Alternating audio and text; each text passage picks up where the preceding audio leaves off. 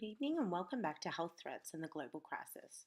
I'm Zoe, and tonight I'll be bringing you a further investigation into a health threat that the World Health Organization has labeled as a silent killer of the world.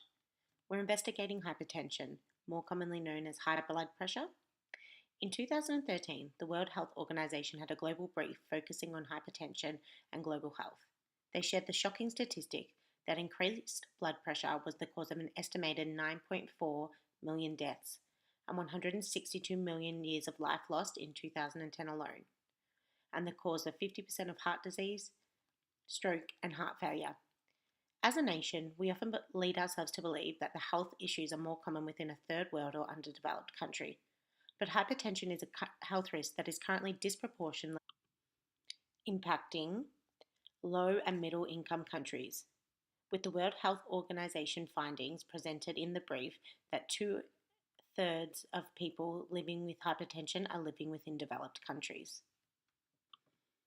Firstly, we are joined by local GP, Dr. Yasir, who has focused his practice on hypertension within recent years. Dr. Yasir is here to talk to us about what hypertension is exactly, how we are diagnosed, and how we monitor. High blood pressure or hypertension is when there is a sustained increase in pressure within the arteries of the body. Most people with high blood pressure are not going to get any symptoms. However, having a sustained increase in blood pressure does put you at risk of having heart attacks or strokes. And there are two numbers that give a measure of blood pressure. There is a high reading which occurs when your heart is pumping, and then the lower reading tells you what the pressure within the arteries are when the heart is relaxing. And probably both readings are important when talking about your blood pressure. Thank you, Dr. Yasir. Again, the World Health Organization found that this is becoming increasingly common among adults aged 25 years and older. Around 4 in 10 adults will be affected by hypertension in their lives. And more shockingly, in many countries around the world, 1 in 5 adults are actually living with pre-hypertension.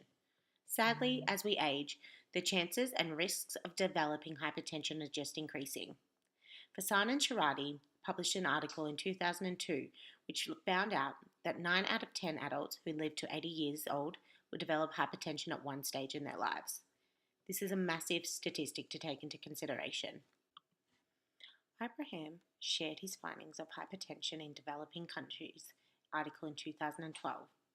In this article, he described that a large proportion of those who are aware that their blood pressure is high still remain untreated, and even when a large proportion still have suboptimally controlled blood pressure. This is meaning that they are not getting the treatment that they need, or the treatment is not offered. Kovic and Huxley in 2017 published their findings that still so many of hypertension sufferers go undiagnosed until it is too late, or they are only diagnosed once they have experienced a form of cardiovascular disease.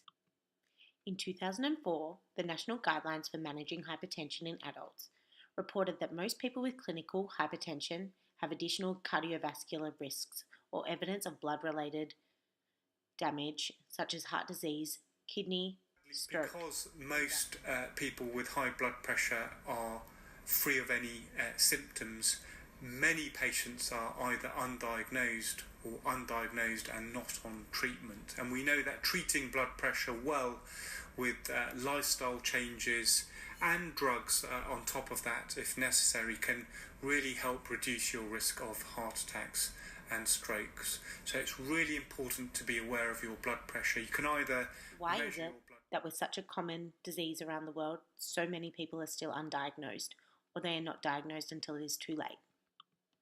It's incredible that a disease with such detrimental effects on our bodies comes without symptoms. This obviously makes it quite difficult for medical professionals. This epidemic is growing. This is not a disease in which we are finding a declining diagnosis, but quite a significant increase. Huffman and Lloyd-Jones published in 2017 that hypertension is becoming a global burden. They found that between 1990 and 2015, the number of people recorded with elevated blood pressure almost doubled, from around 442 million to 874 million people globally. This is a frightening statistic. This is such a huge increase over 25 years, and it almost should beg us to question what are the lifestyle factors influencing this increase in hypertension.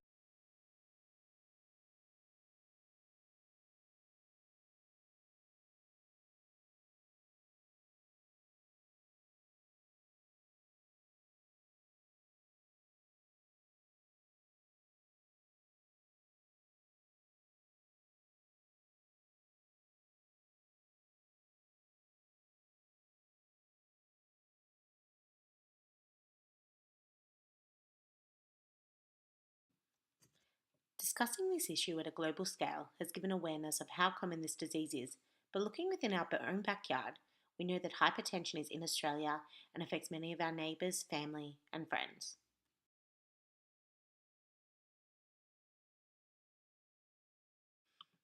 In an article published in Canberra in 2007 named The Burden of Disease and Injury in Australia, the findings presented were that in 2003, high blood pressure was the greatest attributor to the burden of cardiovascular disease, accounting for almost 42.1% of cardiovascular diseases total.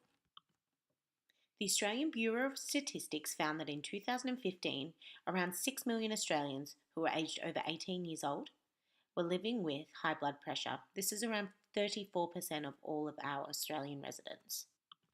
The Bureau determined from this that Australian men were more likely to be affected by this than their women counterparts, with hypertension affecting 24% of men and 21% of women in Australia. The statistics increase significantly with age. There are many influencing factors in regards to health and contribute to reasons of high blood pressure, but high blood pressure can also be elevated by a state of psychological stress. The Heart Foundation Watch Survey in 2016 found that Australian residents living in a low-income household were more likely to be affected by high blood pressure, with 38.6% of Australians living in a household with an income under $55,000 per year were diagnosed with this. There was also a notable difference between living in a regional and metropolitan area. Australians living in regional areas were affected by 33.9%, while metropolitan residents were 32%. Within Australia, Tasmanian residents were the highest percent of residents with high blood pressure at 25.2% of Tasmanians, while Western Australian had the lowest percentage at 20.4% of residents affected.